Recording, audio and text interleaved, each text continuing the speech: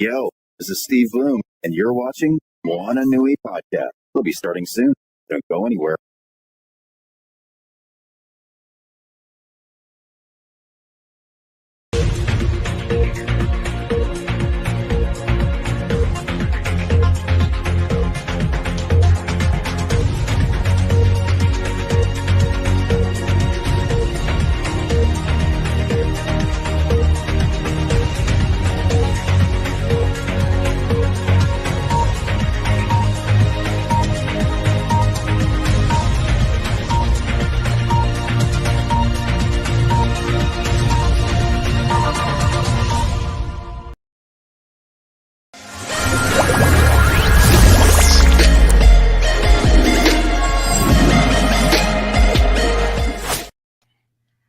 Aloha, everyone. Thank you for joining the Moana Nui Podcast. We're so excited to have you for this week's episodes. We have a lot of great content and great events that are coming up that we definitely want to let y'all know more about. And with that, I'm going to hand it over to my sis to kick things off with her introduction. Hey everybody, Moana here. Glad to be back on the show. Hope you guys are having a wonderful week. My name is Moana. I'm the founder of the Moana Nui Podcast. I am also a children's book author for the Adventures of Nakoa and Nohea children's book series and editor and publisher for the Wildcard Chronicles here at Burning Spear Comics. We are excited to have this show tonight. As you folks just met Dana, if you don't know her already, she's my partner in crime, the magician. She's like the Rock, essentially. She makes a lot of things happen for a lot of people, including our guest tonight. So I'm really excited to do this show, both this one and the one at 8:30 tonight, because we get to feature some Black creators and Black comic book conventions that are like focused on creating content for our community, and really getting to put a spotlight and give some shine to our educational institutions, the wonderful students that matriculate out of these places, and who have now developed and are creating their own events to give back to the next generation of students. So I want to welcome our friends. These folks are no stranger to our show. Cece the Geek is someone who has been on our show both on an individual perspective and on some of our panels. She is the founder of HBCU. She's also a cosplayer, an entrepreneur, philanthropist from the Washington, D.C. area. And she's been doing activist work for a lot of years, since back in 2007. And she hails from the alma mater of Bowie State University, which is right down the street from where I live. So that's awesome. And so she's been a champion for creating safe spaces for Black and other marginalized cosplayers. And as I mentioned, she's the founder and CEO of HBCU. And then our second guest is Wendell Smith, and he is our brother, wonderful, wonderful person, a Marine that you guys have probably gotten to know if you've been watching the show lately. Lots of good stories. If you haven't seen it, go back and check it out. He is also a cosplayer, an actor, and a producer, and he makes a lot of things happen for HBCU as well.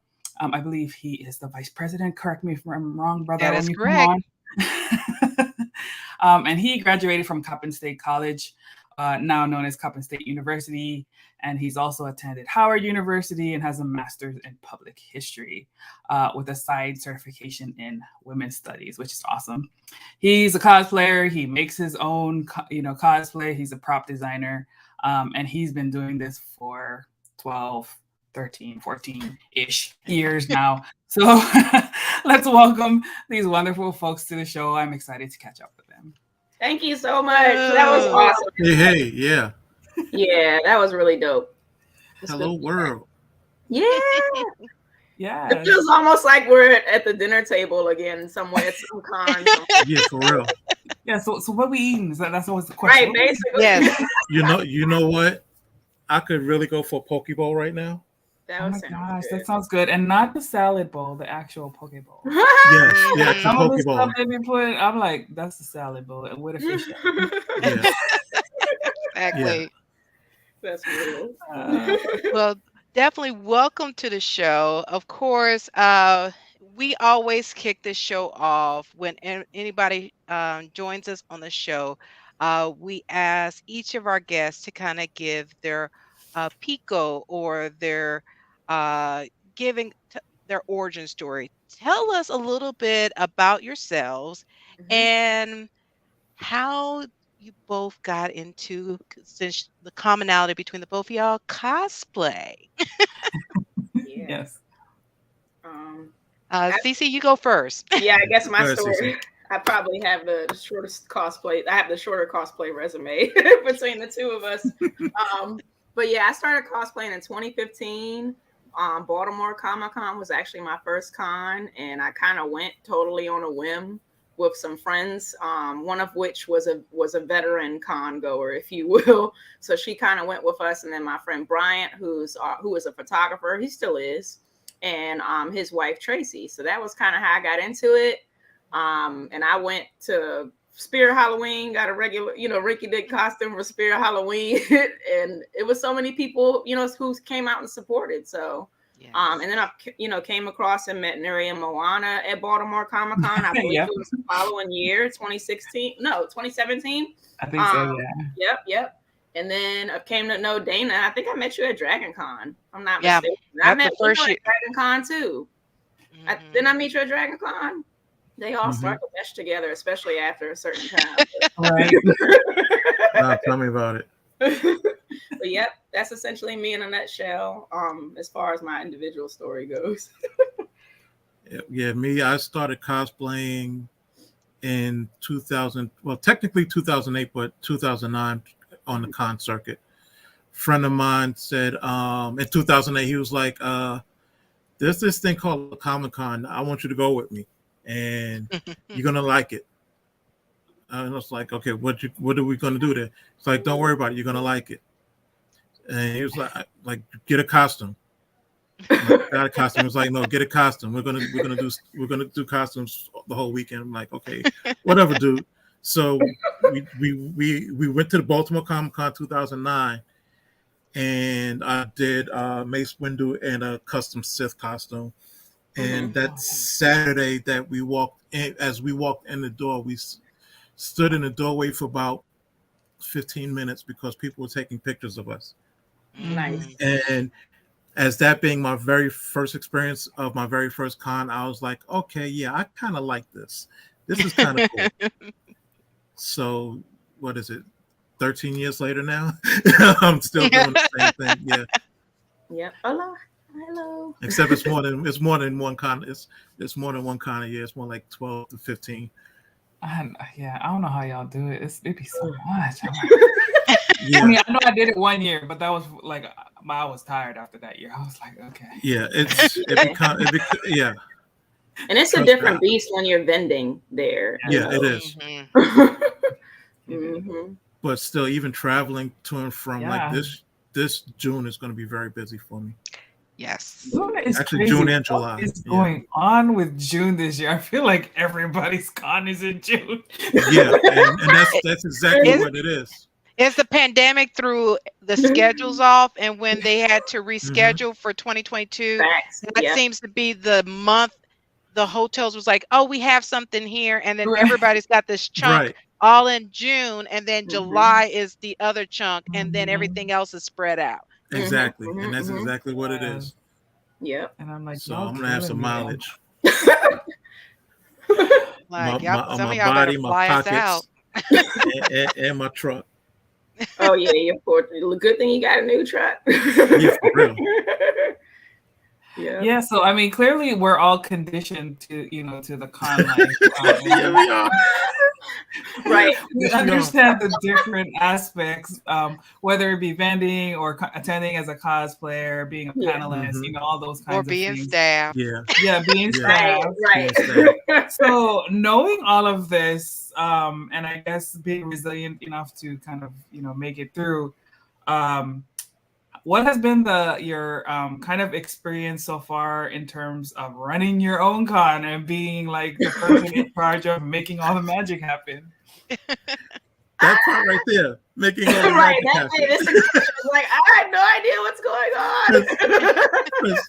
because ideas are free. Yep. Ideas are free, and they come and it's like, wait, how do we make this actually happen? Right. Yeah.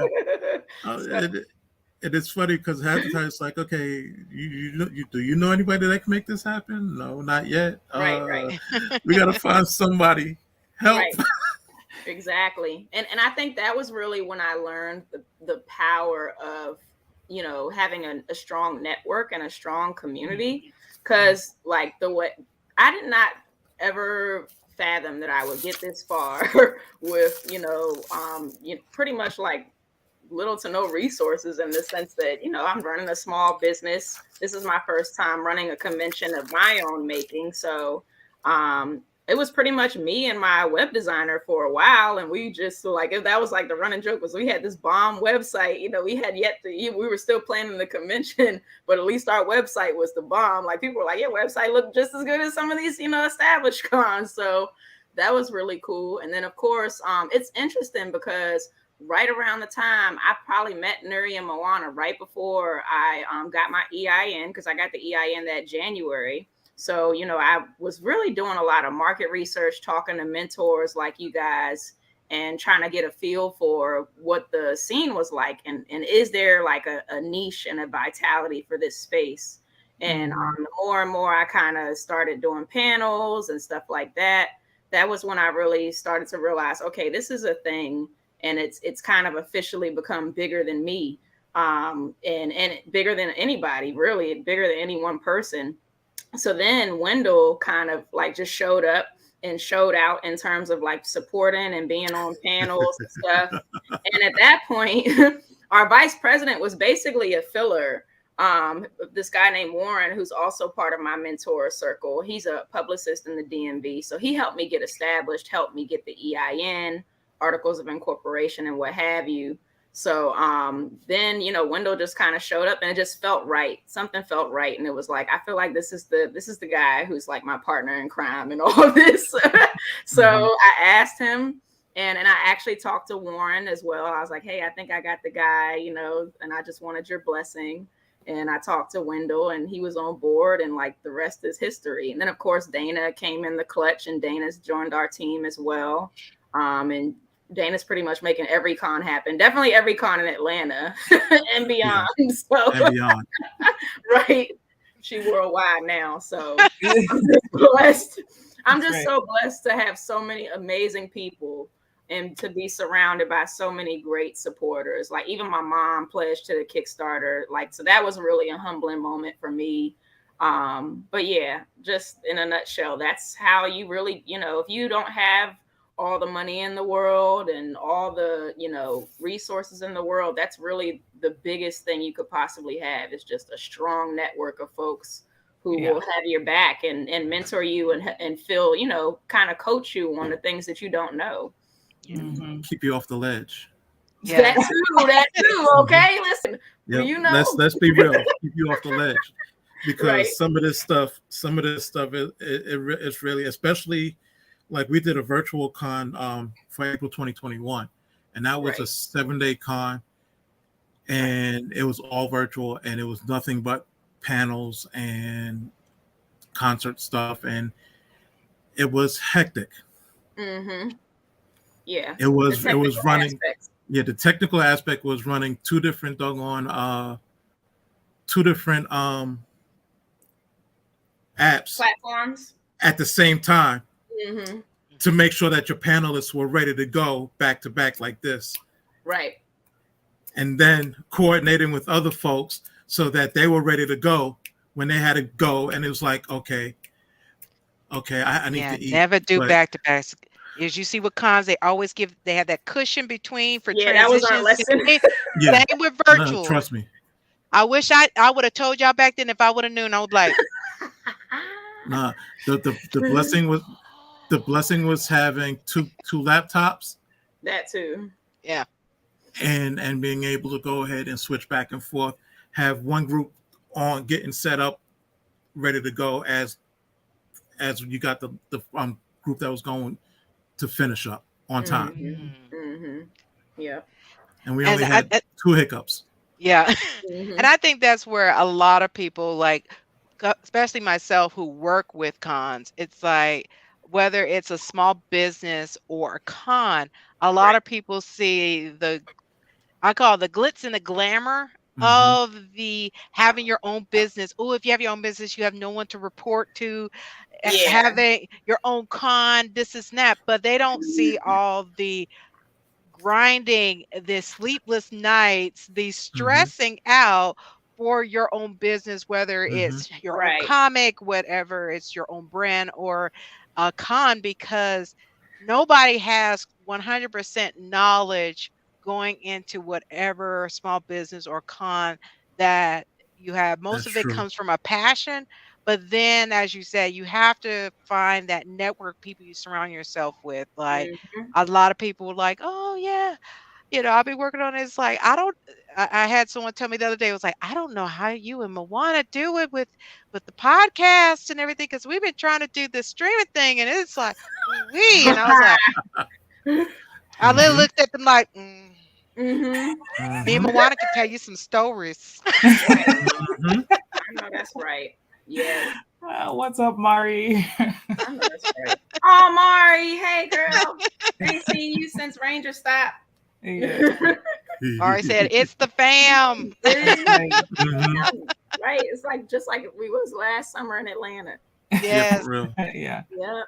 But I think that's a big key, and the biggest part is the funding, because you can make anything happen, but the biggest part of making it happen is the knowledge, but also the money aspect, which a lot of people don't realize how much it costs to run a small business, whether it's a comic or anything, but especially a con, how much money it requires just to do what I even call a basic con, how much it costs to be able to do it. And that is part of the reason of us having this conversation tonight, is the financial part, because the Moana Nui Podcast and several others are wanting to help to have the first face-to-face con. It will be hybrid, but having for HBCU con, raising money. You see in the ticker below of how you all can be able to do that. Yes, JD. Everybody wants to be a gangster until you raise funding for cons. Tell it. You ain't lying at all. Right. Oh gosh. People be popping off. They be popping off like, oh, I would do this. Okay, bring us the money, and you can make it happen. Right. And then all of a sudden you hear crickets from miles away. Right. Yep. And I think that's ultimately why we wanted to do it, was to kind of help make not just for us to have the event with little to no overhead, but just to really help make the organization sustainable and to like help it last for years to come. Like I really built, even when I started this, they were like, so is this something that's gonna kind of like, basically they asked me like, is this something that's gonna die with you or is this gonna live on after? And I was like, IRS lady, I didn't expect this question from you. But okay, yes, I do want this to be something that is still around when I'm gone. So that's ultimately like the key, is to just hone in on the sustainability. That's really we've got 100. We basically have 107 schools to get involved with us. So we're working on the first 3 right now because they're local. So that means we have 104 left to go after we do this year. So we're going to be doing this for a while. That's yeah. the goal. Yes, and that's where a lot of people don't, I always hear about people like, oh, well, this con popped up, this con and everything. But it is, coming from working with cons, the big rule of thumb, if you have your foundation, your sustainability plan planned out, if your con lasts past the seventh year of Mm-hmm. back-to-back cons, you Mm-hmm. are going to sustain yourself. But most Mhm. cons do not usually make it past year 5 of back-to-back cons. Of Right. course, some people had breaks because of the pandemic, so Right. your years continue after when you kick back up. But Mhm. it's one of those like, did you maintain even with this pandemic was a big test of that is how many cons Very true. weren't not able to pivot for Right. this because we saw how few cons still had stuff going on in 2020 and even Mhm. 2021 because they could not pivot, and that is also a sign of being able to grow as a Mm-hmm. con. And the fact that HBCU Con was able to establish that early on to be able to pivot based on the climate Right. is a great way of also sustainability is keeping that portion in mind. Now, of course, as I mentioned earlier, with this particular con and the pandemic is still going on, a lot Mm-hmm. of people still have concerns because they don't feel comfortable in being around crowds. Mm-hmm. Uh, can y'all go into, because I'm an inside person, I'm gonna let y'all speak on it. But Right. how is HBCU Con pivoting and working to allow people to attend HBCU Con with the fears of the pandemic still being out there? Absolutely. So, for one, we are requiring vaccination for all of Mhm. our guests. I believe the only exception would be for medical exemptions, in which case they would need, tests. And that's really more so for the students than anybody else. But we're pretty much requiring vaccines for everybody, like especially folks who are visiting campus, because it's like you're putting the students at risk. And faculty, yeah, So like just bring your vaccination card and we can not all a get fake one. down. Mm-hmm. And also we're definitely requiring masks indoors. So that is going to be a thing. But that was something that I had thought a lot about, and I was paying a lot of attention to like how the other conventions were responding in this area and in other parts of the country. And I just felt it was necessary to like take every precaution because I think that we've all been personally affected by the pandemic on one level or another. Mhm. Mhm. And Yeah. then, Wendell, would you talk about how about for those that still don't feel comfortable being there, but they don't want to miss out on the con, That what too. options they Well, have to be Mm-hmm. able to we still have feel part of this? one of our partners is Gamer Jive, Mm-hmm. and if you missed the virtual event, pretty much Gamer Jive is like it's like walking into a physical Sims application. Mm-hmm. Except instead of going and building your own houses and neighborhoods and stuff, you're walking into a con, and it'll be set up in that manner where once you register, once you get your ticket, your virtual ticket, and you Mm-hmm. register, and you create you can go and you can create your avatar, make yourself look however you want, pink hair, purple hair, no hair, um, nice little black jacket, looking spiffy. You basically can go room to room and see pretty much everything, all the vendors. Mm-hmm.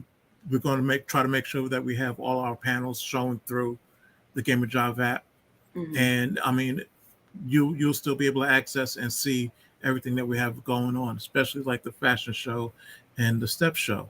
Mm-hmm. But I might have spoken on those a little bit too soon. I don't know if they're ready for that yet. Well, well, since you brought it up, you can't open the lid and try to and the toothpaste come out and try to put it back in after the toothpaste is Oh out. my So gosh. talk I about know. what all's going to be going on at HBCU Con. Well, we do have a little thing called a step show.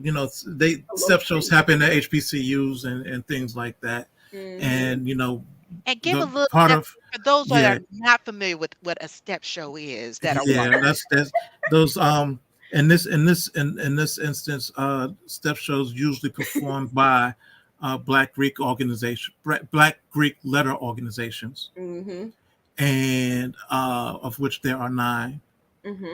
And some people call it a dance, some people call it performance, and some people call it, hey, just sit down, shut up, and enjoy, because they're going to set it out.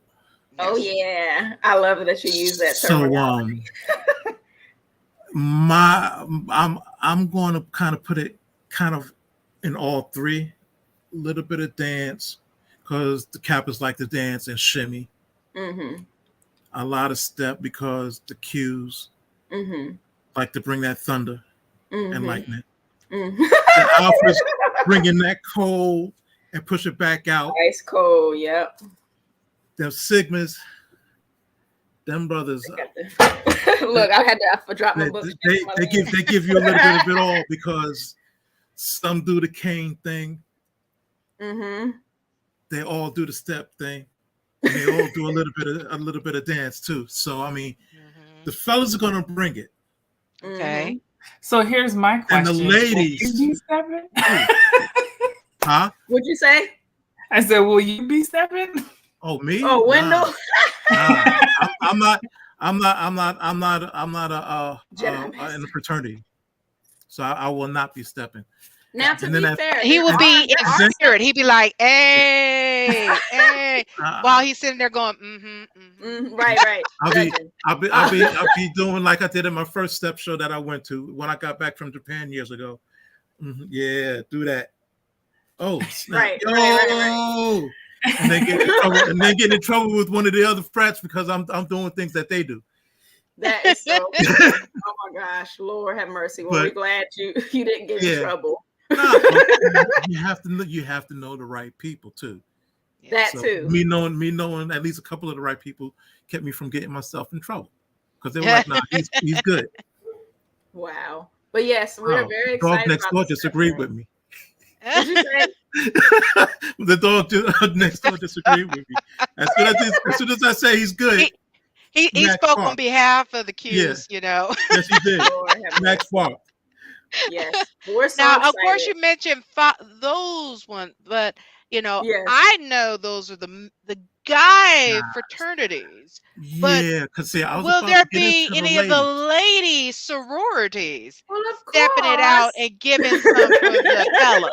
You know, of course. Well, the first organization to even say yes to us was my beloved sorority, Zeta Delta chapter of Delta Sigma Theta Sorority Incorporated. So I'm not in there. I just know it's a diamond. So I was making my diamond. She did it the correct way. I was just like, well, you know, it's funny because it's actually evolved over time. Like it started like this, and then it kind of evolved. Like my aunt does it like this, and then we kind of got more tight, you know, over the years. So that's but yeah, so we'll be there. We are trying we're currently in communication with the Zetas and Sigma, so Zeta Phi Beta sorority and Sigma Gamma Rho. So we're just waiting on the confirmations from them. And come on, ladies, let's give the guys some work. Yes, I really want to get the AKAs in too, Alpha Kappa Alpha, but they changed their rules up a little bit. So I'm gonna talk to your people. Yeah, I'm trying to pull some strings, man. Yeah. My mom's the AKA, so I'm like, call her people. Yeah. Like calling a favor for Pan Hell, you know. Yeah. Exactly. So so we got into the step show. What else can people be looking out for attending HBCU Con to enjoy while they're there? We are doing panels. Oh, yeah. And Bad Waifu. We got Bad Waifu. Yeah, we do have fashion. We have. We do have JD that. Said that Nia artwork pops. It does. Yes. And JD, the artist that did it's actually on our staff too. Yes, he is. It's actually his. Yeah, it's actually. I think he said it's his sister. Okay. Yeah.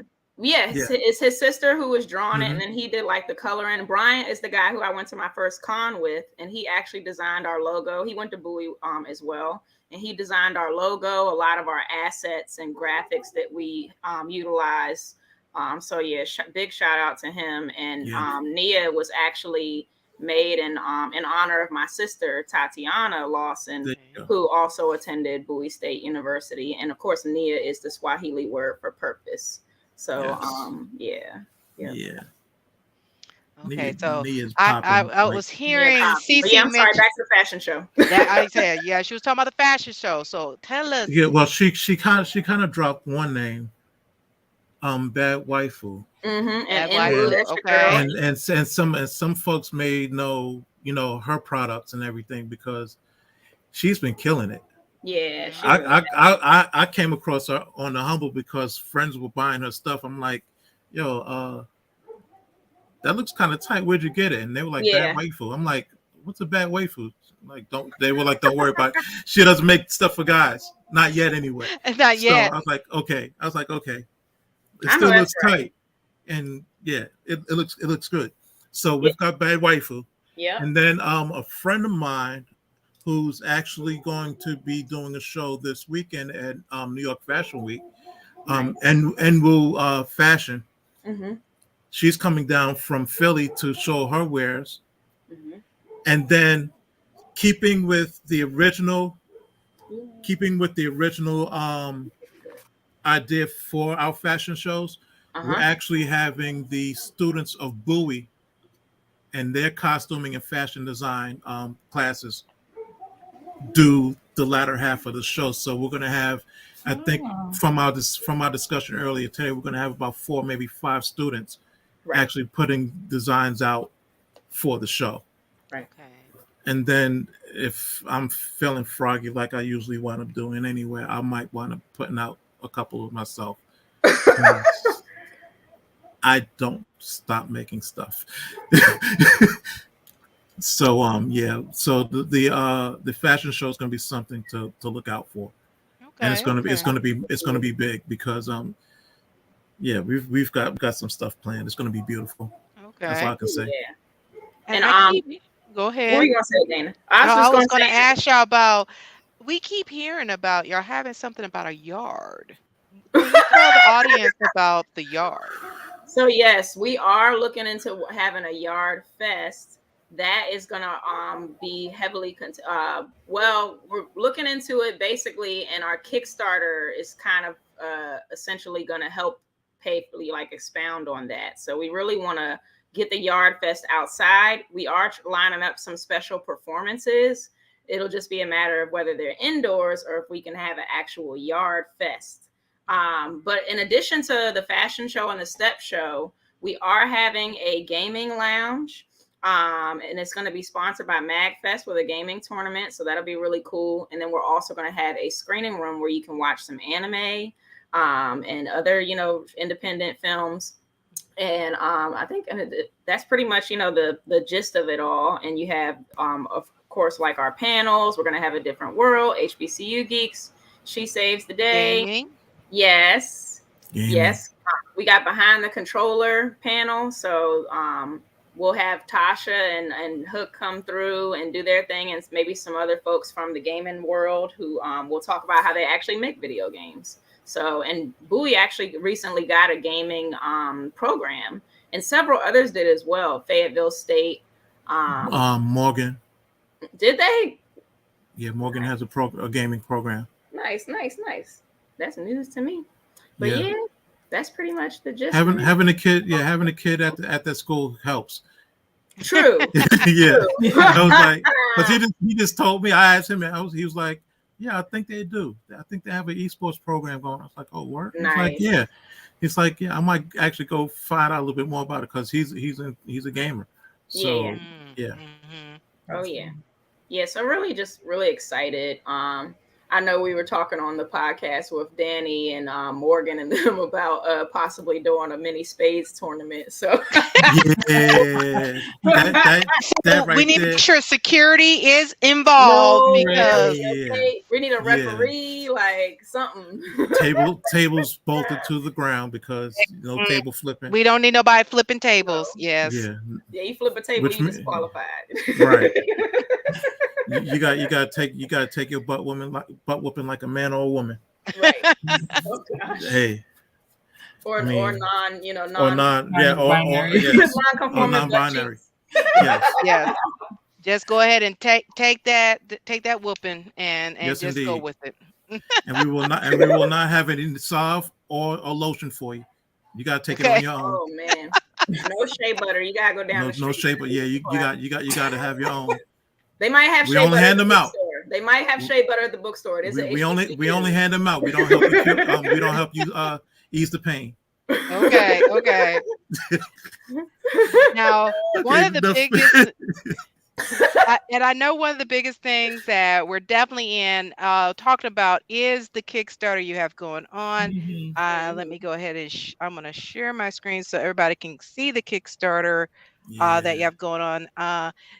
Definitely tell the audience as far as what they can find on the Kickstarter, what all that you can enjoy with the Kickstarter that y'all have going on.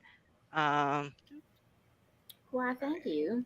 I guess, well, for one, you can get passes to the event through Kickstarter. We have tiers for virtual passes. We also have tiers for physical and once you get, you know, to the physical passes, you'll get the virtual passes included with that. What else? And some of them offer multiple. I believe the highest tier offers 6 badges. And then we also have t-shirts, we got lanyards, we got stickers, we have custom artwork from Bryant and his sister, and also our graphic designer Samuel, I believe, is working on a piece. SF Design. So it'll be really cool. Like just a lot of really dope stuff. Right. And Ryan, we have 11 days left. 11 days, yes. 11 days. And they still have, as far as they're at, their goal is $15,000. They're less than $6,000 from goals. So they still need additional backers to help make that goal and all. So here is showing some of the stuff that's on there. Of course, they save the date. Events April 29th through May 1st. Some of the stuff that both Wendell and Cece was talking about that you get to enjoy of the panels and workshops, the D9 Geek Step Show. Yeah. Of course, this has kind of been a constant thing that people have asked about because of the HBCU centered for the theme. Myself as one, I didn't go to HBCU. Can I attend, or I just went to a regular college? So am I allowed to attend? Of course you can attend. If you didn't go to no college, you can attend. Yeah, exactly. Yep. That was why I built this community, was because I felt it was important for, for not only HBCU students and alum to come together and connect, because the crazy thing about it is, the HBCUs really don't talk to each other as much. People think that they might do. So that was one aspect of it. But then also just connecting folks outside of the HBCU world, Black geeks of color, Indigenous folks who were like, just always wanted a taste of the experience, and we can come together and connect in really beautiful ways. And I was just having this conversation yesterday with HBCU Anime, who is recently joined our team as well. And he was saying that the reason why he started HBCU Anime was because he came across a lot of Black anime fans who didn't know what a HBCU was. And we kind of came to this agreement that, particularly for Black nerds, in order for yourself to be seen as like an authentic nerd, there's this unspoken contract that says that you have to distance yourself from other aspects of Black culture because it's not considered nerdy. And I just didn't believe in that. I grew up in a world where those two things weren't mutually exclusive, and in fact were very much intertwined. So that was something that I wanted to just build on and celebrate. And like Moana said, it's like, hey, you got HBCUs right down the street. So now it's like you have every reason to come and connect and meet the people. And now when you do visit the campus, it'll feel more like home. That, and for those young ones that happen to come through, like my youngest is 13. They haven't been to a college at all. So I mean, if they come through and they get a vibe, some of the vibe of the experience, of an HBCU through HBCU Con, they can make, when it's time for them to matriculate on, they can go ahead and say, you know what, yeah, let me go ahead on to Coppin State. I'm not going to say Bowie because I went to Coppin, so I'm going to plug Coppin. It's okay. So yeah, I'm gonna be like, yeah, y'all can go to Coppin State or down into DC to the HU. Yeah, we both went to Howard. We could come together on Howard. Yeah. or you can go to Morgan and and chill on the other side of Baltimore. Yeah. Or you can go to Bowie because Bowie is kind of close to home. Right. Or you could go to Bowie's FAM. Not bad. Or you can go to FAM. Or you could go to Jackson State and see Deion Sanders and his football team play. Exactly. Or if you're my backyard, more Spelman and Morehouse. Right. I mean, and Clark Atlanta. Right. And even though they're not, even though they're not the real HU, even though they think they are, don't be rude. You can even go to Hampton University because I know many good people from Hampton. It's a good school. Venture Bros. It's a very good school. Right now. I mean, it'll be all right. The statements that were stated is not statements on behalf of the Moana Nui Podcast. Look, they already in military wars because Wendell Marine and he in the Air Force. So yeah. Oh yeah. I can see right. Yeah. So I mean, yeah. It sounds like we need to have him on the veterans panel. That's what I'm saying. Yes, you should. He's real cool peoples, and he'll be coming through to the convention as well. Shout out to him. Yeah. Okay. Yeah. All right. So we need y'all to connect so we can get them and we can get that next veterans panel going so we can have that conversation going. Look, you say no more. I'm putting them right now. Okay. And as we're talking, I'm kind of scrolling through the Kickstarter so people can see some of the rewards y'all have out there and things that y'all have.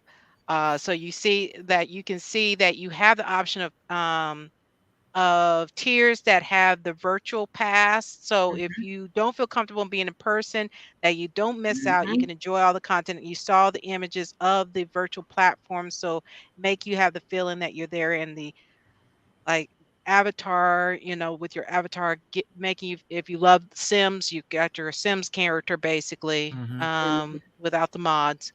And then of course, as you're seeing, there are packages that have the in-person pass, so you can go in person, plus get these exclusive rewards. These rewards that you're seeing on here, you will not be able to get these outside the Kickstarter. This is just for Kickstarter. There will be different items for sale through HBCU Con for the event. But this is exclusive. If you've ever did a Kickstarter before, anybody you bought Kickstarter, whether indie comics or anything like that, they have stuff only you can get through the Kickstarter. You cannot get it outside the Kickstarter. So if you're like, ooh, I'm loving that shirt, you better go ahead and pledge.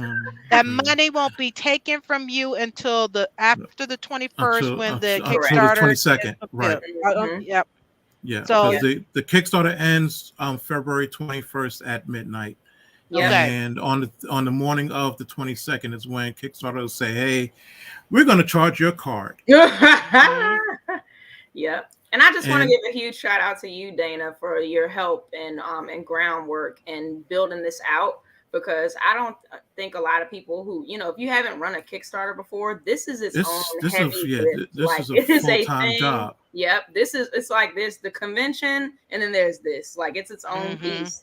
So I really just want to give a shout out to you and to all the folks on our team. Like, even like Moana, I watched you. Like, we used the adventures of Nicole and Nohea. Like, look at how successful this Kickstarter was. We need to be like them. You know what I'm saying? Right. So, and this is one of the key things about Kickstarter, because I've supported 41 of them now. I know that's right. They're safe. You don't have to worry about your credit card information going anywhere. They're very safe, and they only show that information to you. The person who you're supporting does not see your information. Exactly. It's between. It's just like you using eBay. Right. Yep. Right. It's between you and Kickstarter. Right. So That's good, Mr. Robinson. you don't have to worry about that, and you don't have to have the money the day that you pledge. You just have to have it on the 22nd. Yeah. So if you're getting paid on the 21st, you're good to go. Yeah. Gucci. And I will let you know if you pledge, and let's say on the 22nd, that card says, oopsie. They will let you do know. have Kickstarter does give a cushion. You have up to 7 days after the Kickstarter is complete to make sure that funds is in there.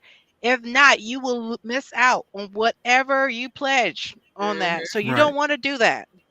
So if it messes up, or you had an old card in there and it expired, it will send you an email saying, hey, update your credit card information. Your payment did not go through. It lets you know you have 7 days to complete that, so you don't miss out on that. So you definitely want to make sure. They do have the bigger packages, as they were saying, that if you are trying to get it for you and someone else to be able to participate, like you're seeing here for the quad, you're getting the shirts, the sticker, the lanyard, the in-person pass. You get the virtual pass and your choice of the art print exclusively for HBCU Con 22. So there's a lot of different packages that you can choose from. The bigger package is going to have more that you can be able to share with a loved one. Or it could be that friend that, will determine your level of friendship by getting that for them. Show your love to your family member or your friend by getting that package for them.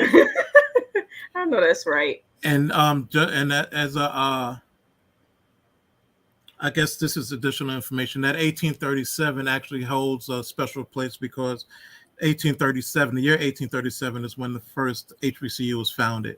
Yep. And then if you were to go back down to the 107, that's exactly how many HBCUs are in existence. Yep. So we established those tiers for those special reasons. Most def. Yeah. So all the numbers have significant reasons, but definitely if you're like, I don't have much to give, don't worry. You can still give. You can get the pledge level of, if you're like, I only got a few dollars, you can do Notice Me Senpai's sophomore. For $10 or more, you will get the previous award and your name in the event guide as a thank you for helping to support. You can even do the force sensitive freshman as a thank you message for that $5. But there's so many options that you have within your budget. So as they said, you pledge now. It doesn't come out your account instantly. It doesn't come out until the 22nd. So please pledge, but also share the information on your social media to your friends and loved ones, because that is the most priceless thing anyone can do for any small business, indie creator, or a con, is spread the word to others so they can come and support, because that means more than anything, because the more people that get their eyes on it, the more that pledge, the more successful a project can be, whether it's a book, a comic book, or a con. I know that's right. Yeah, definitely. And now I'm going to come off the pulpit. No, I love it. I'm so here for it. It's nice this is the vitality and the importance of having a really good team. And it's something that I'm still getting used to. And I'm like, I can sit back and shut up, and let my team do the talking. So it's really cool. That's one of the things I told you from jump that I want for you to happen for you. So hey, sit back and enjoy it. I appreciate that. I really do. It feels good. Yeah. And thank you, Ryan. Thank you for that. Yay. And the key thing to this is yes, the money will help go towards the con, but it really helps us towards future cons. Right. It helps us All towards the 2023. operations. Yep. So that's where this really really will hit home. Is where we go when we start planning for 2023 and we say, okay, we have a foundation to build that consistency. Mm-hmm. Yes. Absolutely. And that's a major thing because as far as Wendell and Cece, they know since I've been aboard, that is one thing I definitely been stressing because we have seen so many as far as people that have been in the con scene, seen cons come and go. Yes. That's why you hear the IRS said what they said to Cece, like, are you planning to stay for a minute with this idea? Because they have probably seen so many cons. It was like, oh, okay, here's just EIN. Oh, grand opening, grand closing. All right. Right. But it's so funny that you mentioned that because, like, even I think that was kind of a come into a Jesus moment, if you want to put it in those words. But every person who I've like talked to about this along the way, from like the woman on the phone at the IRS, who I'm probably never going to speak to again, to the woman who I spoke to today for the room block on our hotels.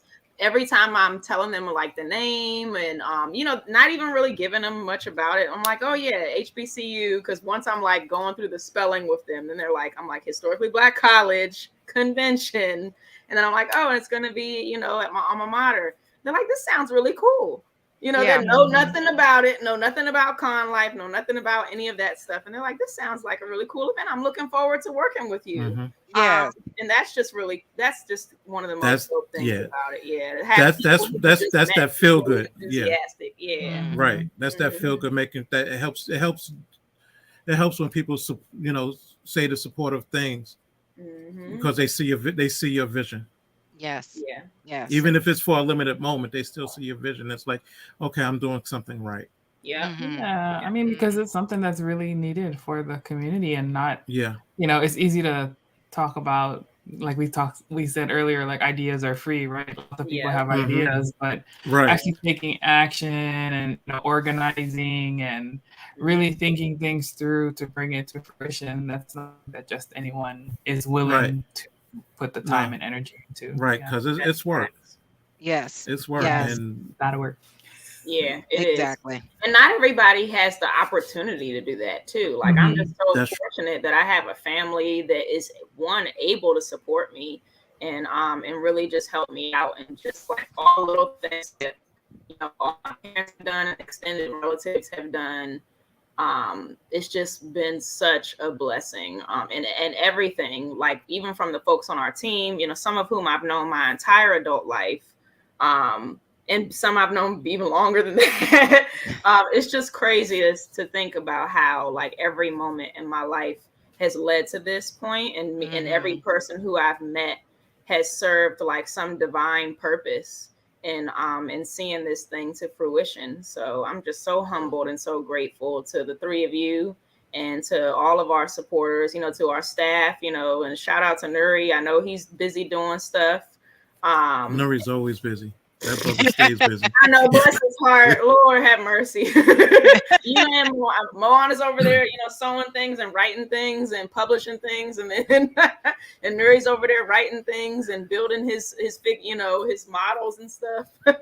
Yes. And Dana, again, thank you. And Wendell, you already know you my right hand. So just shout out to all the staff, like all of our volunteers. Professor Tio at Bowie, I can't even, like, if I went down the list, we'd be here for another hour. Yeah. Yeah. But the biggest part that we're is working with soon. Exactly. And the biggest part is definitely if you are a business and you want to be in front of the crowd of the people that will be there, whether virtually or in person, definitely visit HBCU Con's website. You can register to be a vendor.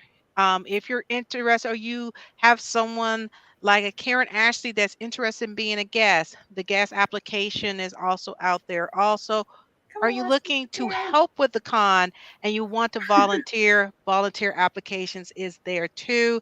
And I'm going to go ahead and let y'all give that website for those that want to do either one, or if you want to be a sponsor, it is also sponsorship is on the website also. So both we have small business sponsorships and corporate sponsorships. Yes, and the website URL is www.hbcucon.org. Yeah. What's up, Neri?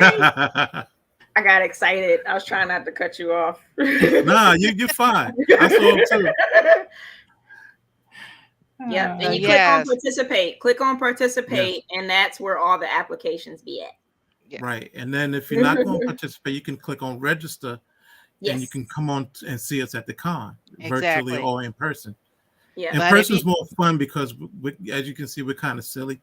Yeah, we are very much so. And to a con, you know how much fun it is. So whether you are a fellow creator, you can get into Artist Alley applications. There are vendor applications are there, sponsorships, or if you're looking to be a volunteer, all of that is right on the website. So definitely go to hbcucon.org.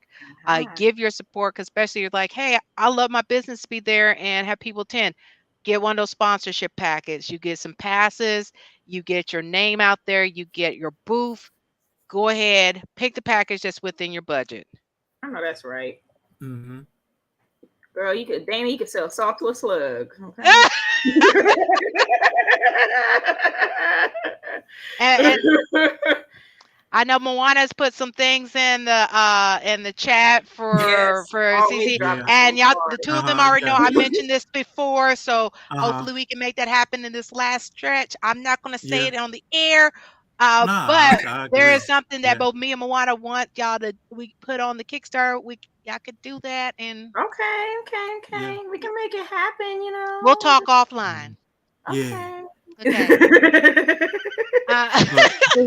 But as we're getting to the as we're getting to the top of the hour, any last words you would like to say to the audience and everything before we get ready to end this particular episode? Wendy, you want to go first? I was going to say, well, my contact info is on the is on my name tag there, but if you do happen to make it to Bowie State, to the show, April 29th, 30th, and 1st, May 1st, make sure you bring some banana pudding because a brother loves to eat banana pudding. Okay. And it got to be the authentic banana pudding. It's got to be authentic, yes. Yeah. And it's got to actually have bananas in it. Yes, and vanilla wafers. Vanilla wafers. Because, some folks, they don't have either in it. Or you can bring some oatmeal raisin cookies. Wow. And some ginger ale, and we can sit during the fashion show, and I can go ahead and break everything down, please, definitely cold. Yes, because some people do hot banana pudding. Yeah, some people do hot banana pudding. Yeah. Well, my great aunt used to do, man. That's I do want to give a shout out to Cerise Murphy, who I know you guys are having on the show also. Yes, our 8:30 guest. Yes, I know we're all big fans here. Like we're all the Cerise Murphy fan club here. I've got all books. Yep, and just want to shout out and congratulate her on another great show, because I know it's going to be a great show. Last year was a great show. And, just definitely want to thank you guys again for having us on the podcast. Like, I've probably lost count how many times, especially between me and Wendell. But just all for your outpouring of support. Yeah. And we appreciate it. Yeah, we really do. It means it helps bring back the calm for real. It does. And then it's like, it's just nice to be in fellowship with good people and people who've been there for you since day one. Like, it really feels like a family reunion, and it kind of like, my heart is full and I feel like a weight is kind of lifted off my shoulders, knowing that I have people like you in my corner. So, that's pretty much it. You can follow us, of course, at HBCUcon on Facebook and Instagram, Twitter at ConHBCU. And but also you can check out our link tree on Instagram and such. The website is www.hbcucon.org. If you want to follow me personally, it's CC the Geek on all platforms except for Twitter, which is CC the Greek Geek. And that's pretty much it. And there you have it, folks.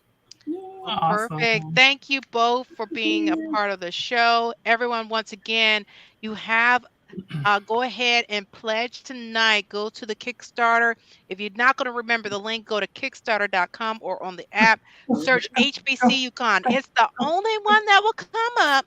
Yep. H as in Henry, B as in Bravo, C as in Charlie, U as in Unit, C as in Charlie, O as in Oscar, N as in November.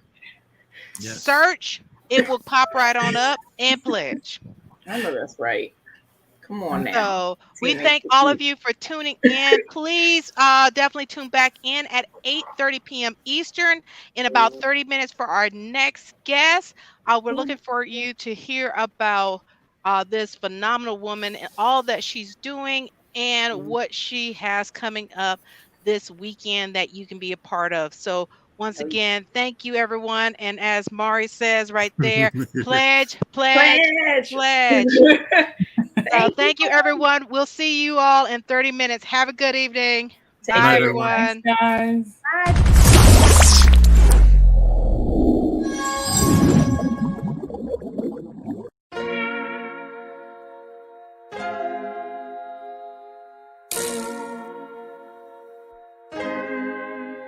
So many stories left to tell, even if we have to ourselves. Can keep history on the shelf. If they won't tell it, we will. If this the land of the free, it was a freedom then. When they annexed Hawaii and called it Cedar Lands, without any type of payment and no signing off. Called themselves a republic in 1894. 1.2 million acres overtaken from the native Hawaiians. When they resisted, the West retaliated in violence and erasure. The Hawaiian language is banned as part of colonialism's plan to expand, Stuck between a rock and a hard place. Multiple bombings of Kaho'olawe. As a part of their ongoing war with Asia, used it as a place for target practice. No consent or compensation. Colonizers call for annexation.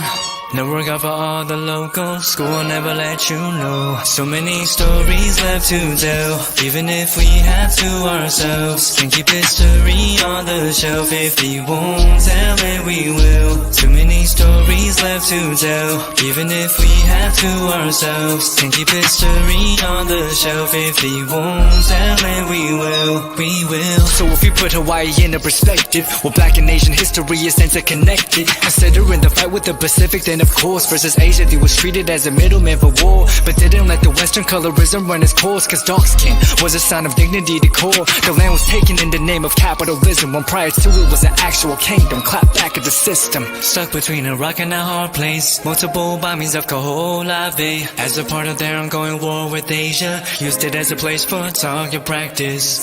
No consent or compensation. Colonizers call for annexation.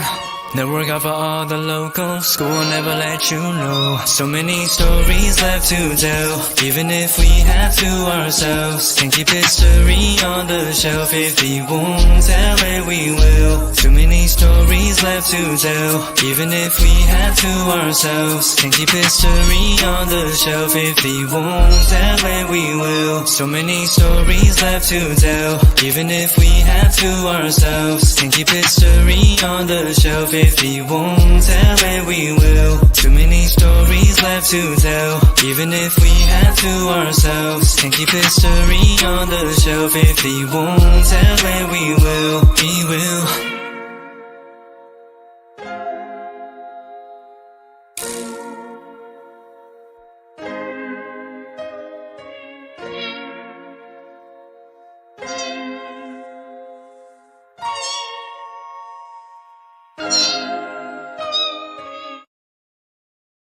I'm Steve Bloom. I've been a voice actor for more than 30 years, playing characters like Wolverine, Starscream, Tank Timms from Call of Duty. With Bloomfox Studios, I've learned so much about myself.